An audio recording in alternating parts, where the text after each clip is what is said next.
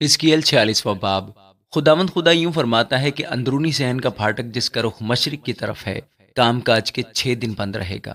پر سبت کے دن کھولا جائے گا اور نئے چاند کے دن بھی کھولا جائے گا، اور فرمان روا بیرونی پھاٹک کے آستانہ کی راہ سے داخل ہوگا اور پھاٹک کی چوکھٹ کے پاس کھڑا رہے گا، اور کاہن اس کی سوختنی قربانی اور اس کی سلامتی کی قربانیاں گزرانیں گے، اور وہ پھاٹک کے آستانہ پر سجدہ کر کے باہر نکلے گا، پر پھاٹک شام تک بند نہ ہوگا، اور ملک کے لوگ اسی پھاٹک کے دروازوں پر سبتوں اور نئے چاند کے وقتوں میں خداوند کے حضور سجدہ کیا کریں گے، اور سوختی قربانی جو فرمان روا سبت کے دن خداوند کے حضور گزرانے گا یہ ہے: 6 بے عیب برے اور 1 بے عیب مینڈا، اور نظر کی قربانی مینڈے کے لیے 1 ایفا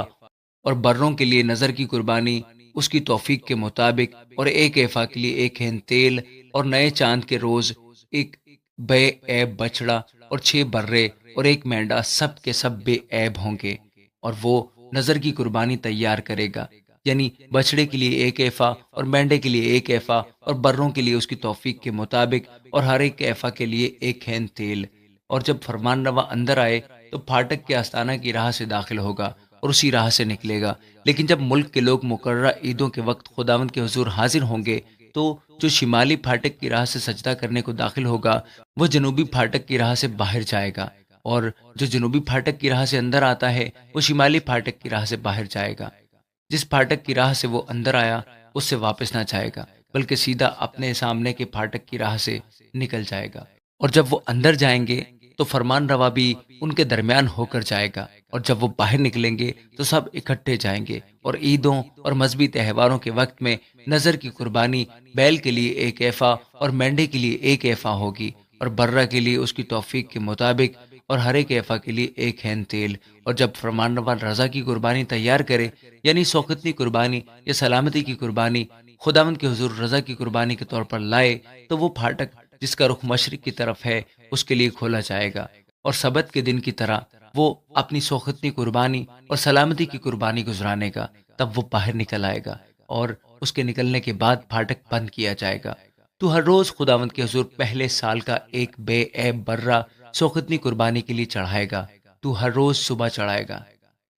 اور تو اس کے ساتھ ہر صبح نظر کی قربانی گزرانے کا، یعنی ایفا کا چھٹا حصہ، اور میدا کے ساتھ ملانے کو تیل کے ہین کی 1 تہائی، دائمی حکم کے مطابق ہمیشہ کے لیے خداوند کے حضور یہ نظر کی قربانی ہوگی۔ اسی طرح وہ برے اور نظر کی قربانی اور تیل ہر صبح ہمیشہ کی سوگتی قربانی کے لیے چڑھائیں گے۔ خداوند خدا یوں فرماتا ہے کہ اگر فرمان روا اپنے بیٹوں میں سے کسی کو کوئی ہدیہ دے تو وہ اس کی میراث اس کے بیٹوں کی ہوگی،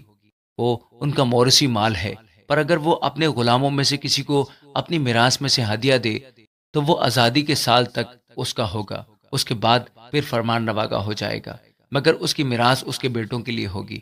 اور فرمان روا لوگوں کی میراث میں سے ظلم کر کے نہ لے گا تاکہ ان کو ان کی ملکیت سے بے دخل کرے، پر وہ اپنی ہی ملکیت میں سے اپنے بیٹوں کو میراث دے گا تاکہ میرے لوگ اپنی اپنی ملکیت سے جدا نہ ہو جائیں۔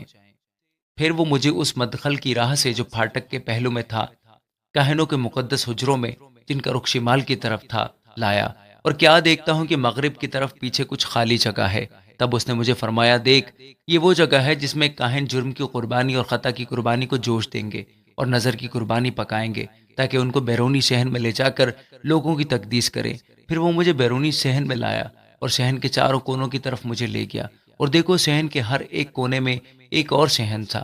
صحن کے چاروں کونوں میں 40 ہاتھ لمبے اور 30 ہاتھ چوڑے صحن متصل تھے۔ یہ چاروں کونے والے ایک ہی ناپ کے تھے، اور ان کے گردا گرد، یعنی ان چاروں کے گردا گرد دیوار تھی، اور چاروں طرف دیوار کے نیچے چولہے بنے تھے۔